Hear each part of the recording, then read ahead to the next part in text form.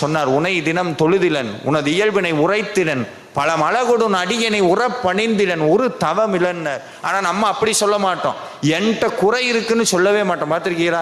முருகா, உன்னை பாடுறதுக்கு உன்னை பூஜை பண்றதுக்கு எனக்கு தகுதி இருக்கான்னு தெரியல. ஆனா என்ன சொல்லுவோம்? முருகனை கும்பிட்டு என்ன பண்றது, சோதிக்கிறார் போட்டு.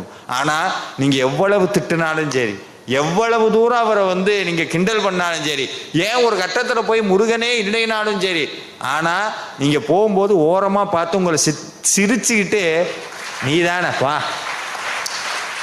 எனக்கு தெரியாதா உன்னை பத்தி, இப்படிதான் திட்டுவேன், நாளைக்கு திருப்பி என்கிட்ட தானே வருவோம் முருகான்னு ஒரே ஒரு உண்மையை தெரிஞ்சுக்க சாமி உங்ககிட்ட ஒரு விஷயத்த சொல்வார்.